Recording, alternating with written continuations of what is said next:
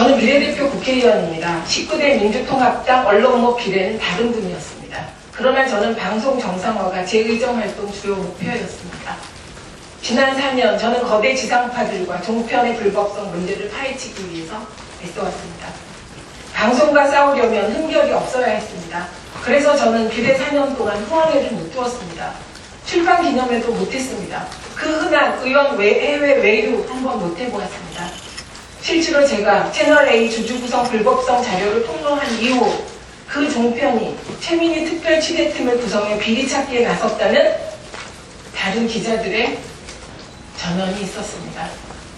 MBC 치부가 든 녹취록을 입수하고 고민에 빠졌습니다. 선거를 앞두고 방송사와 맞서는 게 우리 당에 누가 되지 않을까? 과연 당에서는 나와 같이 싸워줄까? 어차피 MBC는 박근혜 정부 관제 방송화 되었는데 저들이 나에 대한 공세를 내가 못 지어낼 수 있을까? 제보자를 끝까지 내가 지켜줄 수 있을까? 정말 고민이 많았습니다. 그리고 두려웠습니다. 지난 4년 내 저는 일부 종편과 그 모신문의 표적이었습니다. 아무리 일을 열심히 해도 저는 언론에 등장하지 못했습니다. 그 4년을 버티며 방송 정상화를 위해 계속 일하면서 너무 외로웠고 때로 무서웠습니다.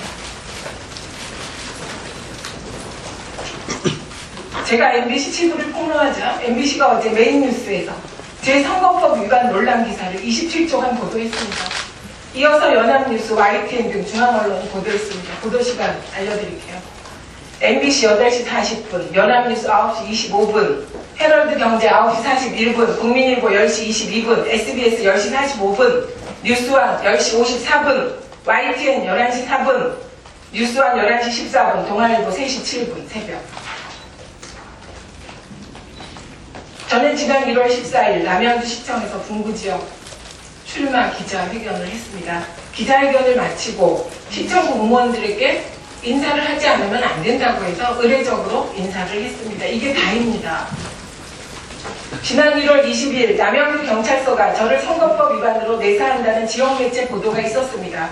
이상한 일이죠. 경찰은 왜 이 사실을 언론에 흘립니까? 그리고 제가 MBC 치부를 폭로한 1월 25일 어제입니다. 그 누구도 받지 않았던 지역 매체 보도를 MBC가 보도했고 중앙 언론들이 다투어 받고 있는 기현상이 일어나고 있습니다. 뉴스는 새로운 소식입니다. 1월 20일 지역 매체가 보도한 것이 어떻게 새로운 뉴스라고 1월 25일 MBC가 메인 뉴스에서 보도합니까? 제 선거법 위반 논란을 보도한 매체들은 공통된 행태를 보입니다. MBC 치부 녹취록은 단 한 줄도 보도하지 않았다는 겁니다. 어젯밤 동아일보 기자의 전화도 받고 부산 전재수 위원장 전화를 비롯 이런저런 전화를 받았습니다.